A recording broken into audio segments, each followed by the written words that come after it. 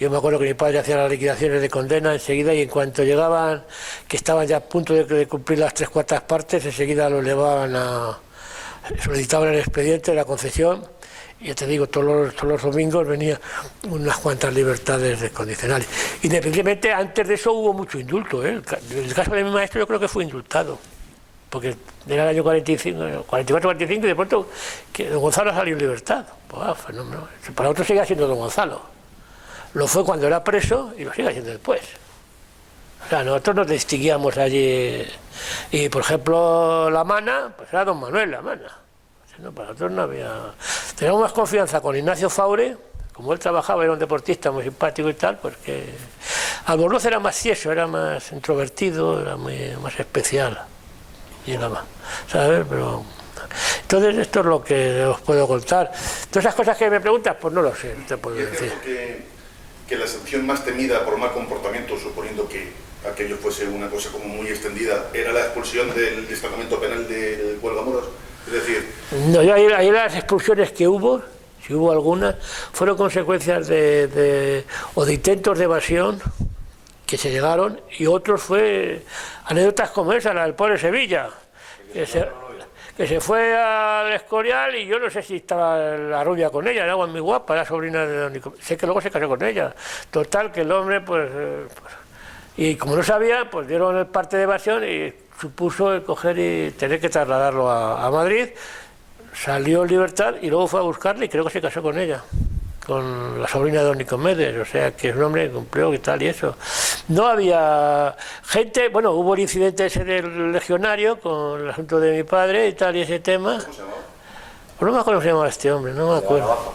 Sí, el de la navaja, el hombre, sí. Que además yo creo que pues este hombre perdió los papeles, yo qué sé, se moría unas copas, porque era, tío, yo recuerdo que ya le estaba hablando con él, venga, vámonos para arriba, porque yo hacía un poco de chicle. ¿Cómo se hacía eso? ¿Eh? ¿Cómo que se tomaba copas? Pues a lo mejor abajo había un sitio... ¿El alcohol no estaba prohibidísimo? No, prohibición, no. Tomaban vino, había de Navalcarnero, había un camión que llevaba un vino de esos abocados dulce, era el vino que había, no. Si me preguntas alcohol fuerte, no, eso no, porque eso quizás en Navidades, la botella de anís, que las familias y tal, pero a lo largo de por sí, una copa de vino se podían tomar perfectamente. Eso no había nada limitación, y además dentro de un orden y eso, no había. Que a lo mejor hubo alguna anécdota de alguien que se pasase en alguna de copas, a lo mejor unas Navidades, yo me acuerdo que había un sargento de civil que le llamaban el pupa, porque tenía muchas pupas siempre, y ahí lo hacía de bastonero y tal y eso. Y bueno, se le cuenta que llegaban Navidades y allí pues hay gente que tocaba la bandurria y tal, y hacían una especie de rondalla y esas cosas. Pues se vivía como... había la convivencia de cualquier pueblo. Sí, era eso. Además llegaban las familias, y además yo me imagino que la familia que llegó allí, eso, durmieron con sus mujeres respectivas, pero sin ningún problema. ¿Dónde se meterían? No lo sé, yo eso no lo sé, pero vamos, no había... ¿Cómo ibas a prohibir a un hombre que lleva años sin ver a su... Bueno, en ese aspecto no hubo... Allí salieron niños, niños. Había uno que era... ¿Los partos hacían ahí mismo? ¿Eh? Los partos. ¿Los? Partos. No. Estos niños nacían en las maternidades en Madrid, en sus sitios de origen y ya. Allí que yo sepa no hubo ningún, no recuerdo yo que hubo algún nacimiento. No sé si hubo uno que luego falleció el niño, el bebé, de Paco el capataz, que fue una pena por un niñito, bueno, falleció el pobre crío, aquel niño pequeñito. Me acuerdo que lo llevaron cuando le iban a enterrar entre mis hermanos, los niños pequeños, lo llevaba un niño, nada, tendría 5 o 6 meses y tal. No, ahí la gente pues daba luz en sus pueblos respectivos, no. Yo recuerdo de un caso que además ese señor había estado durante la guerra, pues había coincidido con mi padre en San Antón, no sé dónde. Mi padre pasó la guerra. Cuando empieza el movimiento, le empieza en Barcelona. Ellos vienen a Madrid y en Madrid lo destinan a Porlier y a San Antón, ahí en la calle Farmacia. Y luego se va a Valencia. Y a mucha gente había conocido. Entonces mi padre era un hombre que vivía y dejaba de vivir. Un hombre que cuando ya acabó la guerra lo depuraron como a todos y bueno, no tenía ninguna responsabilidad, dejaron el cuerpo. Bueno, concretamente el director de San Miguel de los Reyes le nombró su secretario. Y luego pues nació mi hermana y los hijos del director fueron los padrinos de mi hermana y tal y eso. No, ha sido un hombre como que yo no creo que haya nadie que hable mal de él, no. Pero bueno, a lo mejor hay alguno que cuenta batallas y cosas, ¿no? Por ejemplo, En 4 minutos, no sé si ella... Solamente a mí se me ocurre una cosa más. Estos pseudohistoriadores que han salido ahora hablando de la construcción del valle sin documentarse en profundidad, hablan de que la presencia de la Guardia Civil era constante por aquellos montes en evitación de fugas, etcétera. No. La Guardia Civil llega allí, concretamente, yo creo que llega en la primavera del 45, y es porque ha habido un incidente serio en Pedrinos, que ha muerto el comandante del puesto, porque los maquis llegaron hasta allí. Entonces, después tenemos aquí, entre los 3 destacamentos que habría, a lo mejor 200 penados, ¿no? Arriba habría 100 y pico, como mucho y tal. Entonces, por problemas no de ellos en sí, sino de que hubiese infiltraciones del MAC y tal, pues mandan un destacamento de 28 guardias civiles. Y estos guardias civiles pues patrullaban por allí, concretamente a casa llegaban, tenían que firmarles el control, y ahí estaba con mi padre jugando al tute perrero, porque imaginaros en invierno a las 3 de la mañana para andar por la calle. Felipe, ¿nos firma? Venga, a ver, la firma de don César, venga, vale, ya está, ya, porque claro, a ver, que con la capota y tal, y además, por cierto, a mí me hacía mucha gracia, porque iban todos con la cartera aquella, el tintero, la pluma, y escribían todo de maravilla, toda esta gente, pero que no era la cuestión de la vigilancia de los presos en absoluto. Sabíamos que estaban allí, que estábamos controlando mejor más la posible del exterior, de que hubiese nada más, no. Yo sí recuerdo ese incidente en Pedrinos que fue muy comentado,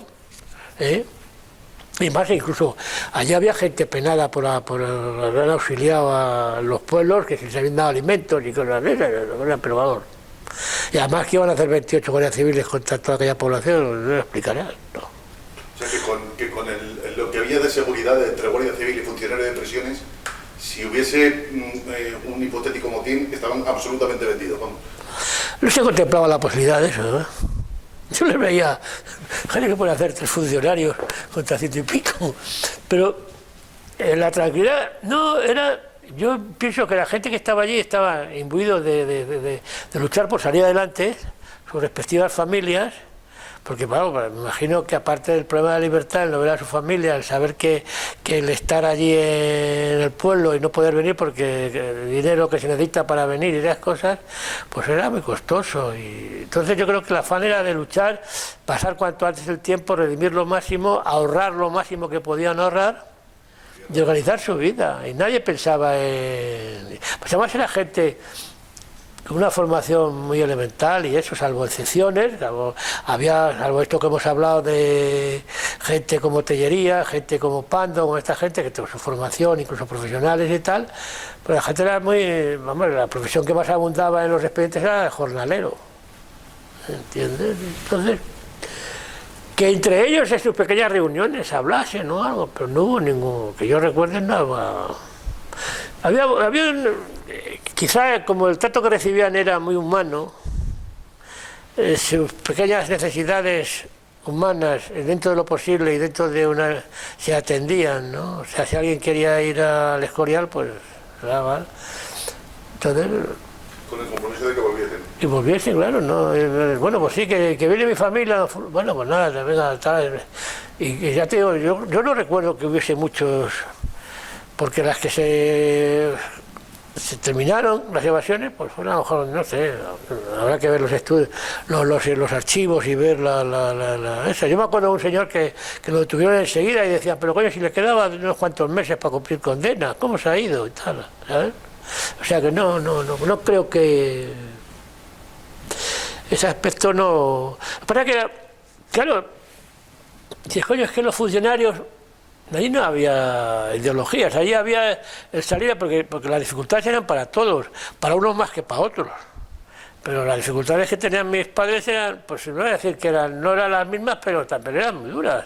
Allí se pasaba el invierno, metido allí, y eso, que ahora lo analizas fríamente. Mi madre trabajaba, la mujer, pues, fíjate que fue cuando llegamos allí, mi hermana tenía un problema muy serio, puesto que se había tomado un chorro de lejía de jabón, se había quemado el esófago, una niña preciosa, pero bueno, y hubo un momento que había que darle toda la comida pasaba por el puré y tal, y hubo un problema de la leche, que en invierno no teníamos ningún problema, había unas vacas abajo en Buenavista y tal, pero llegaba el verano, llegaba la familia del jefe, la leche era para el jefe. Entonces me acuerdo que mis padres pues compraron una cabra, más que otra cosa, para tener leche para la niña y eso. Entonces era subsistir.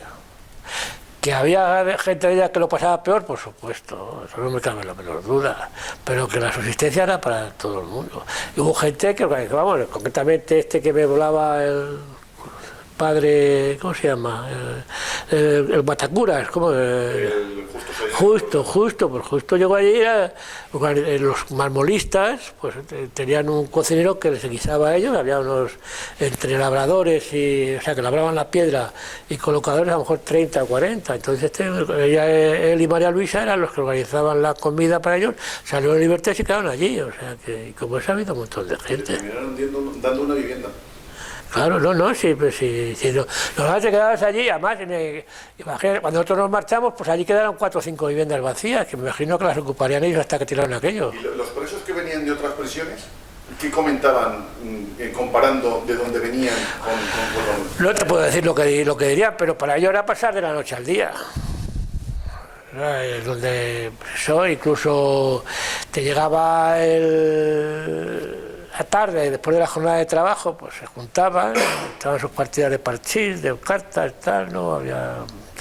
A las 9 era la cena, el recuento de la cena oficial y nada más, y al día siguiente, pues, al trabajar y bueno, no... Cuando había algún problema físico, pues si era muy grave, había que llevarlo a Madrid, a dieterías, o automáticamente, si el doctor Lausín lo resolvía, pues lo resolvía él. Lo resolvía todo con un ladrillo caliente, pero bueno, tenía efectos, o sea, ayer le conocíamos por el doctor Ladrillo, ¿no? Y el que era muy bueno, desde el punto de vista, esto era Oreja, que no había terminado la carrera, pero sabía mucho de este hombre y tal, y bueno, y además estos dos, siendo presos, luego de conseguir libertad se quedaron allí. Ocuparon unos chalecitos que había en el destacamento de la Baja que estaban dirigidos a los directores técnicos de las obras, que no vivían allí. O sea. Hasta el 64 se quedó. Sí, bueno, claro, hasta que acabó. Y 5 años después de grabar. De inaugurado, ¿no? Sí, no. Y bueno, don Gonzalo yo creo que aguantó allí. Yo no sé si el año 53, cuando yo acabé bachiller, lo cambiaron Juan Ramón, porque luego empezaron medicina y no sé no sé qué años, en el año 66, yo recuerdo haber pasado por casa de don Gonzalo, que vivía aquí en Pozuelo, yo estaba a punto de irme a Iberia y esto y tal, y fui a verles, pues yo tenía mucho cariño, yo le quería mucho y además yo sé que era de sus alumnos uno de los preferidos.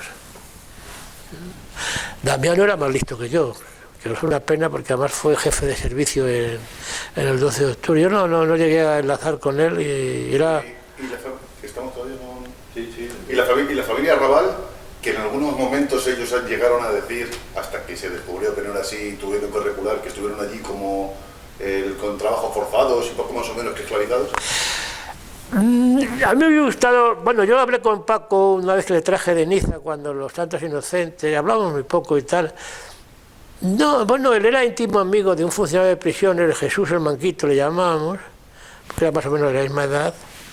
No, el tío Benito pues era, con su experiencia de minas y tal, era el capataz. Estando en esa época murió su mujer, que Lolita se perdió su madre, y allí vivía el tío Benito y Lolita. Paco de vez en cuando iba, era cuando estaba trabajando de electricista en los estudios ahí me parece el estudio Chamartín y eso. Y me acuerdo que una de las primeras películas que hizo Paco fue La Reina Santa, porque daba un coñazo la hermana presumiendo del hermano y eso, eran mayores que nosotros y aparte de ser mayor en edad, mentalmente era mucho más avanzada que éramos 4, 2 niñas y 2 niños, ¿no? Y no, nunca es más, Paco era un tío muy simpático. Yo me acuerdo, yo no sé si fue ese año o al año, yo creo que fue ese año, pues organizó y hizo una representación de un juguete cómico en San Román, como él era